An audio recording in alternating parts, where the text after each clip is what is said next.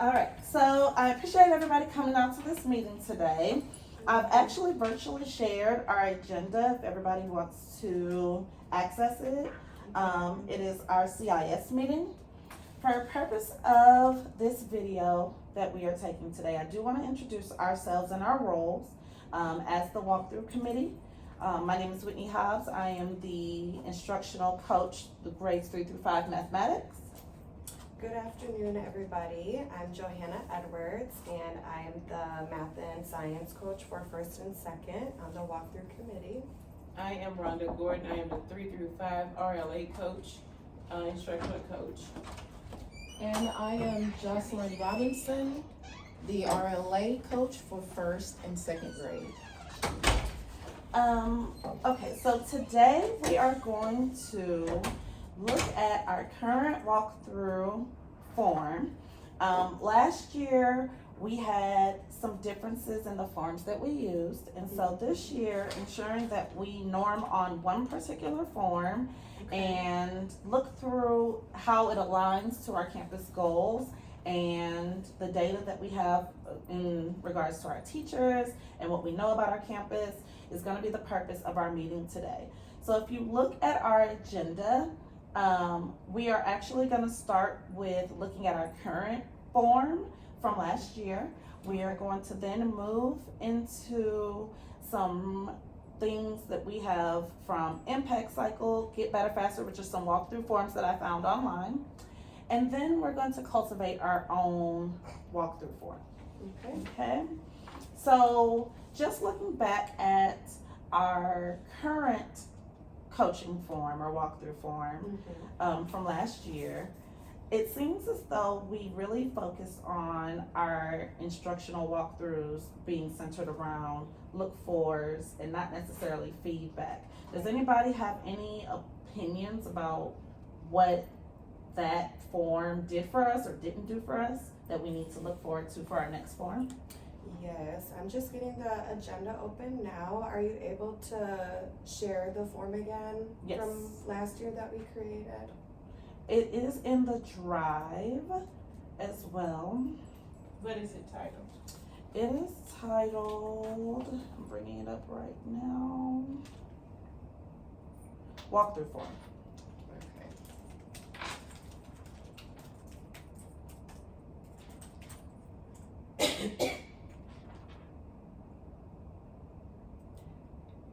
Is it the one that says SLE Quick Walk? That was the issue, which is what I'm trying to say at the beginning of the video. We use so many different ones. We never really normed on one, which is something we're trying to change. So any one of the forms you had from last year, whatever you personally used, you can bring up. Mine was called Walkthrough. Yeah, I definitely agree. I think it was hard to start looking at trends and being able to review the CFA data that we were pulling because we had so many forms and we weren't consistent with them. So on my form, it was slightly different than the look-fors, but also had a lot of focus on the Sheldon ISD best practices and the look-fors. Then next, it talks about instructional strategies, classroom climate, the look-fors of the campus, and then the WICOR, the Wicker strategies. For Avid. Yes. And then had a summary and actionable items and feedback at the end. Did we have one form that was in our coach's corner that more of us used? Did everybody use a different one? I think the one that was most used, and I'm trying to, is probably the quick walk form. That's the same one. Right.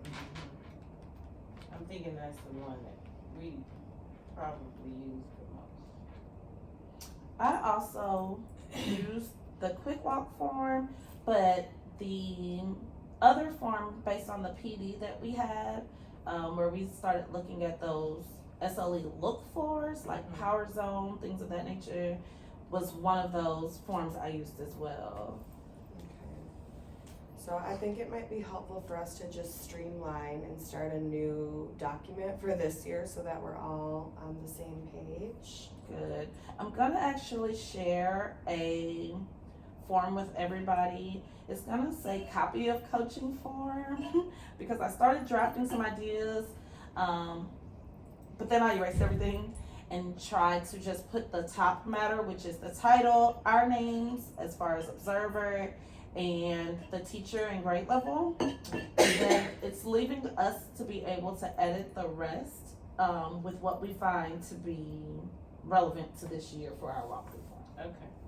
Thank you. Let me pull it up now.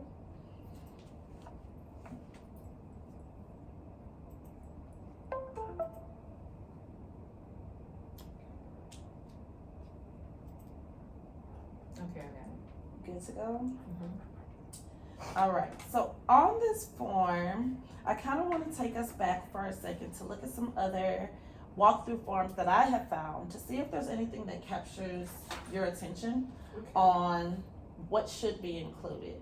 Last year we had a lot of new teachers. We had a lot of adjunct or uncertified teachers. And with us now transitioning over to that heavy transition period we had over the summer of gaining almost, I think we're at 100% certified now. So, except for our first grade. Mhm. And So- I think it's good Cardoso. No, that's not true. Cardoso's, Yeah, she is. she's certified as well. Mm-hmm. So That's great. the walkthrough that we used last year may not even be relevant To them. to what we're doing now. So I brought some in. I think everybody already has it. We can share. Okay, thanks. One was from the Impact Cycle, the district initiative that talks about the like learning tasks, and it's very much so like a checklist. Mm-hmm.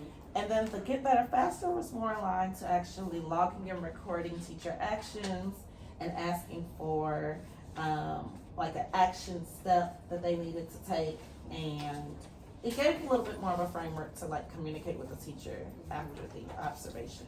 So gonna give y'all a couple seconds to kind of look at this. Really want you guys' feedback so we can talk about like what would be best to start with our form.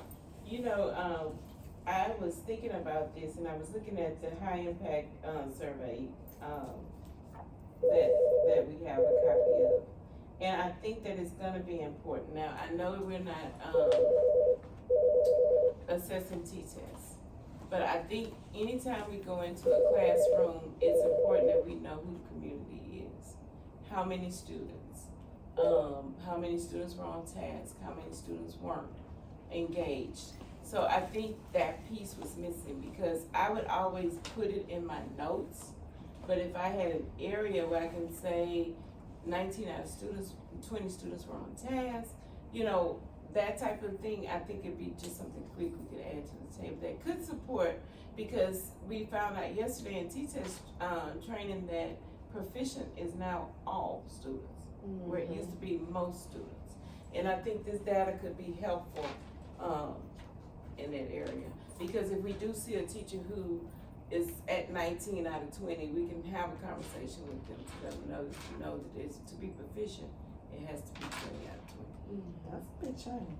Mm-hmm. So what I heard was establishing the learning community, Mm-hmm. just gauging how many students, in addition to what you just said, like where was the teacher in the room? Mm-hmm. Were they working with students? Were they sitting at their desk? I think that all kind of plays Power into zone. Power zone. Was the student, was the teacher in the power zone? Teacher and student actions. I'm just taking notes, y'all. Okay.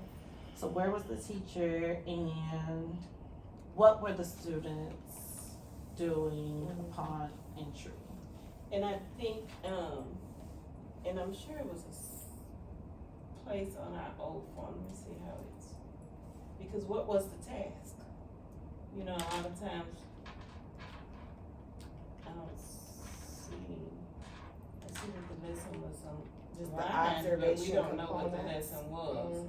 So maybe, what was the task? You know, students were responding to text, or students were working in interactive notebook, or they were working in groups or independently. So I think if we have a spot for that, that'd be something quick we can respond to. Like what part of the lesson? Mm-hmm. I think now, especially since we're moving in both reading and math to a more scripted piece, that pacing is gonna be super important. I like that they mentioned on this walkthrough form time on task to see that they're not spending, I'll say 10 minutes on a 2-minute test, because that would definitely be a coaching conversation as well to have. So what was the task and how much time was spent on the task is definitely relevant. Yeah, and speaking of relevance, it makes me think about our last form was kind of like all over, whereas this aligns more to what their T-test rubric is, so that we can help prepare them for when they're actually getting their appraisals. I agree. I think everything we do on this form should tie in one way or another to T-test, because we will be we will be responsible for those coaching conversations too, because the whole idea is to build equity in our teachers. So I think that's a great focus. All right. So I'll go back to it. Going further down this high impact survey, it talks about expectations being clearly posted or stated. I know that previously Mrs. Edwards and I talked about board configuration. I don't know that's something that we're gonna do as a campus, but that would be great to norm on as well. Is it an expectation to have a board configuration, to have it explicitly posted? And if so, is that something that we want to include on our walkthrough? Yes. Because I have instructed my teachers to make sure the board is changed the night before they leave, if they're not timely in the morning, because for us the objective changes every day, and if the objective changes every day, then the objective should be changed over the board every day. And it is the same in the lower grades. They will be displaying them daily and changing them. I think we had spoke about making that an expectation. So is that something that we want to include? And yes, To make sure definitely. we're checking that they've been changed And make sure and that dates reflection is. yeah. The unit, the lesson, the session. Now, one thing we talked about with math that may be different is we already have slides provided with the objective on there. Here's the deal with that, and this is from prior experience. If you're gonna put it on one slide, put it on all slides, if it's just something small. Because if I, as an observer, come in and you're not on that slide and you never state it again, then I'm gonna have to say I didn't hear it, you know? So if it's on each slide in some type of way, or if the teacher knows Just to reference restate it or it. reference it from time to time, that's okay. But to cover the teacher, make sure it's on each slide, and it could just be a little box in the corner, learn an objective. That's just from my experience. I was reading recently, and this is probably something that we could talk about as far as norming, but it connects to this expectations piece, that they have this thing called concept maps, in which they are providing at the beginning of a unit a map of learning to the students. So if you do have it in a slide rather than on the board, then they are consistently in touch with the objective of the unit and are able to like map their learning. I don't know that is something we can talk about later, but I find that to be interesting amongst this conversation. So moving on from that, going on to the instruction piece, because this was all kind of like the community, really diving into the instruction. What do you guys think we can take from, or that's relevant to our school on this form?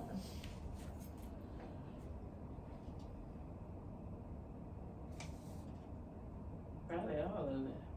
I like all of it. I just don't like that labs. it gives check marks, like it's a checklist and it's not talking about, like here it has direct instruction, seat work, are these things present?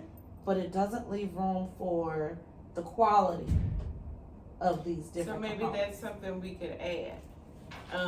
I like the practices, I like the activities that are listed here. Now, I don't know if will they be required to do science labs? For science, yes.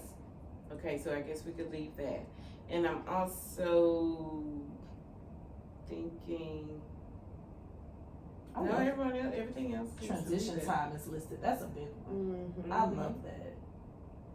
Moving from So maybe it needs to include some of these activities, Mhm. so we know what part of the lesson we're looking at when we look back at our trends, but then we need to include like a scale, like 1 through 5 or 1 But through we'll 3. have to know them on a rubric for that. Right. Or do we just want to have a space where we can quickly note the activity? my only thought process, I think we need both. let me start there. I think we need both. When we're talking about looking for trends, we need that scale in order to quickly identify, okay, this team is always at a 1 or this teacher is always at a 1. And then we can look at adding those notes to give like reasoning behind our ratings Mm-hmm. and continue to like not collaborate but norm on what we're rating. I mean, of course we're gonna start there, but we are gonna calibrate. Yes. Coming back to calibrate what we saw and how we rated. Mm-hmm. I agree. So all of these different topics, cooperative learning. You know what? One thing, and I'm gonna put it in the notes.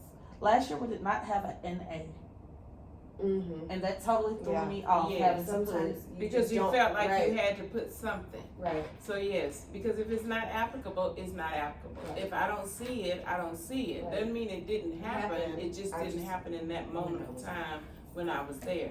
So NA is definitely needs to be added to Perfect. this form. All right, so that was impact survey. What about get better faster?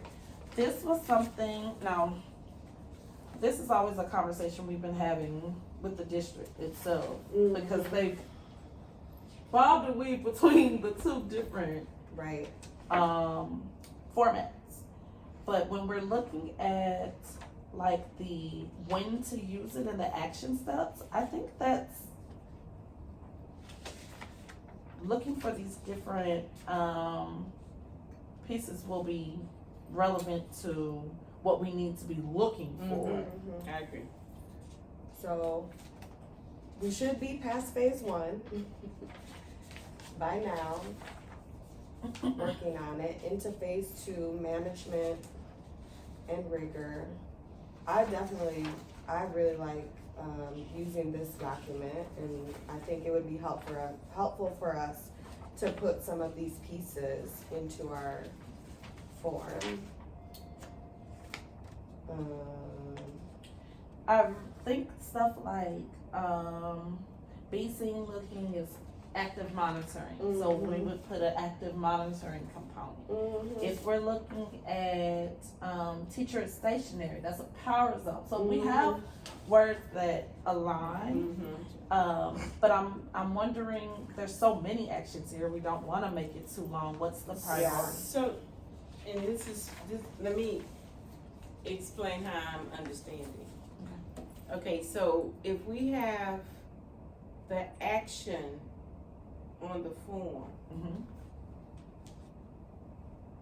this would serve more or less like a rubric of some sort as to what we do next. So if I have a teacher who is not clear on directions, or is vague in directions, or uses too many directions, then I know what to do from this document. Correct. But I don't know necessarily if this should be on our form. So I didn't want to include it as part of a walkthrough.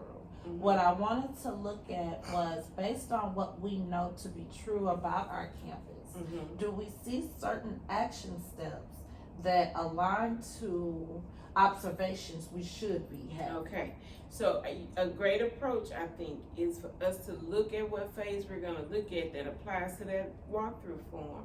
Let's look at each action step and say, where does it tie in to the action steps on our walkthrough form? Gotcha. If it does not tie in, then we have to create it or decide if it even needs to be there. Perfect. Does that make sense? It does. Okay. It does. And I definitely think with so many of our teachers this year coming with a lot of teaching experience, our big focus based on the data and where we're standing is definitely gonna be on that rigor trajectory. It's gonna be on the rigor, and I think one other thing that we're going to have to kind of take a little bit of time with is, yes, they have the knowledge of content. They have the content knowledge, but they don't have the knowledge of Sheldon ISD. Mm-hmm. So I think we have to purposely put some time aside in PLC to say, this is what that looks like in Sheldon. Mm-hmm. The Right? expectations Right. aligned with like Right. the Because I think it's, Approach. not fair for us to assume just because they're teaching, they don't need assistance in those areas. Mm-hmm. So with that being said, going back to that initial walkthrough form that we had, the initial walkthrough form that we had a lot of the Sheldon ISD best practices, right? Mm-hmm. And so when we're thinking about if that's still relevant to be put back in, is it all of them? Is it some of them? Well, let's think about that, because we have I'm gonna say 50-60% new staff. Mm-hmm. So I think it would be safer to assume all versus some. Just to normal those things in PLC. So when we do go look in them in the class and observe or look for those things, they would be at an equal playing field. I like that. Because if Setting they're them up for coming, success. bringing Galena Park's way or Humble's way, Mm-hmm. yes, they're doing it, but they're not doing it the way it's expected here in Sheldon. So I think just spending just a few little moments, maybe we can decide or norm on what areas we're gonna talk about in each PLC as it relates to those lessons. And then go And into that, then we can hold the expectation that they provide the instruction based on Sheldon's way. Mm-hmm. I like that, setting them up for success. Mhm. And then including the best practices on the walkthrough form. So as we're going over it, we'll continue to like scaffold it into our walkthrough form. Absolutely. And I feel like them having access to this walkthrough form is gonna be important. What do y'all Right, think? I definitely think before we ever Because go it's into nothing this worse year, than someone observing and you have no idea What they're what looking for. criteria they're looking for. I agree. Okay, so the Sheldon best practices that we had listed on that initial, and I want to thank you for that input because that was great. That we had on that initial walkthrough form, we're going to scaffold those in as we go through them in PLC. Because even for our veteran teachers from Sheldon, I don't think we've necessarily Exactly. talked about it. And you know, even for us being new to Sheldon ISD, there's some practices that we haven't normed on as to this is what it should look like in Sheldon. Mm-hmm. And I think in order for us, for our campus to move to the next level, that's important. Mm-hmm. Because now we're all aware of what should happen. All right, so let me go back to the top because I want to make sure I've captured everything that we're going to capture on our form. Okay. We are establishing the learning community. How many students? Where was the teacher and what were they doing upon entry? Mm-hmm. We are looking at the pacing of the lesson, ensuring that they're A, hitting the task itself, and B, are you adequately pacing themselves in delivering or facilitating that piece. Mm-hmm. We are going to talk about board configuration. Expectations are clearly posted, and revisiting that learning map because of the fact that it's on those slides for Mhm. math. It may not be posted, or building some kind of norm around that as Right. well. We want to leave a comment space for the quality of the component 1 through 5, and then explaining, not only for us to come back and calibrate our own thinking, but to identify campus trends. Right. We are going to make sure we put an NA on our drop down so that our walkthrough form can be focused. And then we are going to look at the Sheldon ISD best practices from our previous walkthrough form and incorporate that in this one. Mm-hmm. The last thing I have is really diving into the rigor trajectory pieces that we have from Get Better Faster to identify different tasks that should be happening in the classroom and being able to identify next steps if that's not met. Did I capture everything we talked about? Yes, I think we're off to a great start. It's perfect. All right, so thank you guys, and we will have our walkthrough form at our next meeting. Okay.